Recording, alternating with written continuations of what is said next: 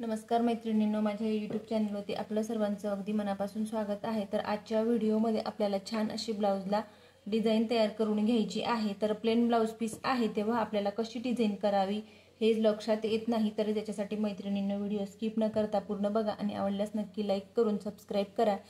तुम्ही जो कोणता साइजचा ब्लाउज शिलाई करत असणार त्या ब्लाउजला अशा पद्धतीने खडूने आखून घ्यायचं आहे। त्याच्यानंतर अशा पद्धतीने गळ्याचा आकार देऊन घेतला। नंतर 1.5 इंच अंतर मोजून आणि सरळ रेष ओढून घेतली आणि खडूने जसा मी आकार दिलेला आहे तर तेवढं अस्तर बरोबर मी कटिंग करून घेत आहे। तर अशा पद्धतीने गळ्याचा आकार कट केला आणि खालच्या साईडला अशा पद्धतीने जो काही थोडा कपडा उरलेला आहे तर तो मी बाजूला ठेवला। त्याच्यानंतर मग ब्लाउज पीस घेतला आणि त्याचे सुद्धा मध्य सेंटरवरती कट करून घेतलं। उलटी सुलटी बाजू चेक करून आणि दोघही पार्ट वेगवेगळे केले।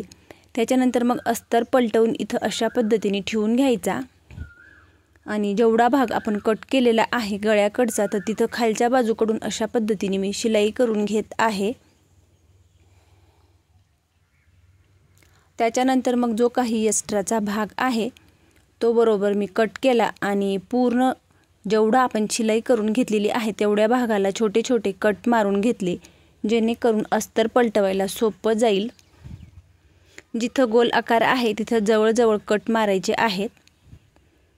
त्याच्यानंतर मग हाताने छान प्रेस केलं आणि सर्व बाजूंनी आपल्याला अस्तरच्या सर्व बाजूंनी आपल्याला शिलाई करून घ्यायची आहे। तर जिथं गोल आकार आहे तिथं अगदी हळूवारपणे शिलाई करायची, जेणेकरून गोल आकार चुकणार नाही ही काळजी घेत आपल्याला शिलाई करून घ्यायची। त्याच्यानंतर मग अस्तरचा जो काही भाग आहे तिथं सुद्धा आपल्याला शिलाई करून घ्यायची आणि एक्स्ट्राच्या सर्व भागाची आपल्याला कटिंग करून घ्यायची आहे।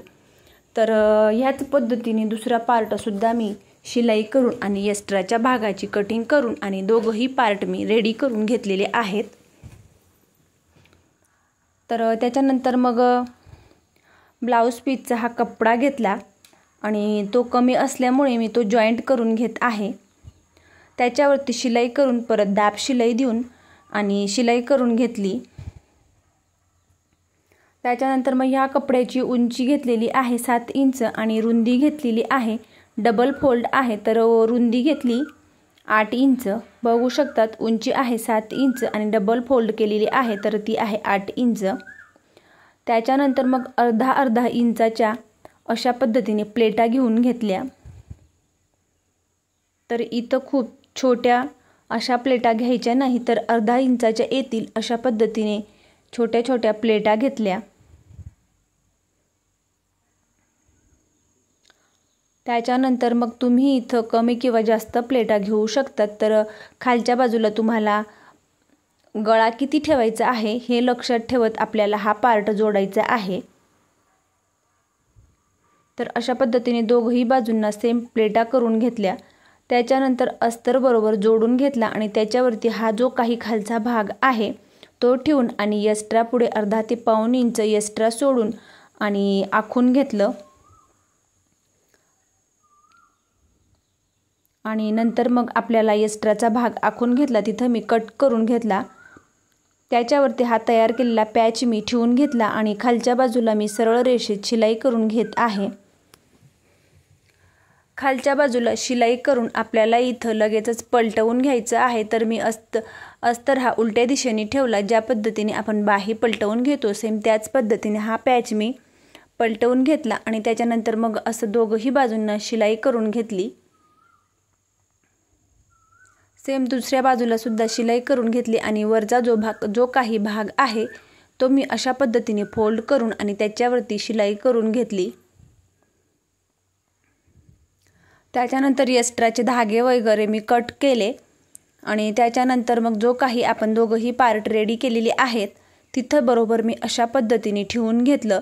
नंतर आपण आतील जो काही भाग आहे तो बरोबर चेक केला, जेणेकरून अंतर हे जास्त होऊ नये ही काळजी घेत मी अशा पद्धतीने चेक करत आणि पॅच बरोबर ठेवून घेतला। त्याच्यानंतर पिना लावून पॅक केलं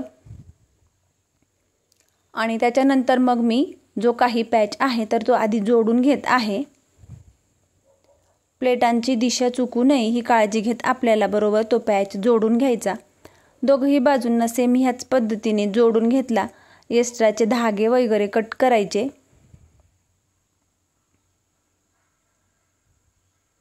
दुसऱ्या बाजूला सुद्धा सेम त्याच पद्धतीने अगदी हळूवारपणे मी जोडून घेत आहे। तर प्लेटाबरोबर खालच्या बाजूला मी चेक करून घेत आहे। एक्स्ट्राचे धागे वगैरे कट केले। त्याच्यानंतर मग इथं मी अशा पद्धतीने हा कपडा घेतला, एका साईडला मी शिलाई करून घेतली आणि तो फोल्ड केला।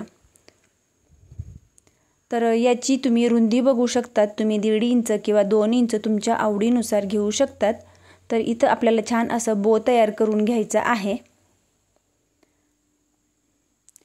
त्याच्यानंतर जोडायच्या आधी त्याची रुंदी बघू शकतात, तर 2 इंच आहे, तर 2.5 इंच तुम्ही तुमच्या आवडीनुसार कमी किंवा जास्त घेऊ शकतात। इथं हे अंतर मी चेक करून घेतलं आणि बरोबर त्याच मापावरती तर तो तयार केलेला बो मी पिनच्या साहाय्याने पॅक केला। तर तो तुम्ही थोडा खाली किंवा वरती किंवा मग 1 2 असं लावू शकतात। तर मी एकच बो इथं लावून घेतला आणि बरोबर सारखं माप लक्षात ठेवत मी बरोबर शिलाई करून घेतली। लगेचच दुसऱ्या बाजूला सुद्धा शिलाई करून घेतली आणि एक्स्ट्राचे धागे वगैरे कट केले। त्याच्यानंतर मग मागच्या साईडला जो काही एक्स्ट्राचा भाग आहे तो मी कट केला आणि नंतर मग आपल्याला इथं लेस लावून घ्यायची आहे।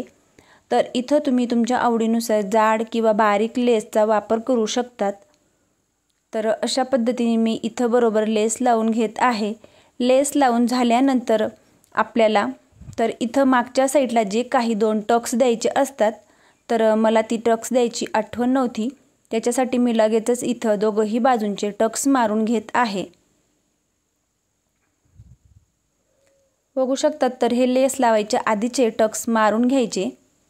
एक्स्ट्राचे धागे वगैरे कट केले आणि जी आपण लेस लावत होतो तर ती लेस मी लगेचच इथं लावून घेत आहे।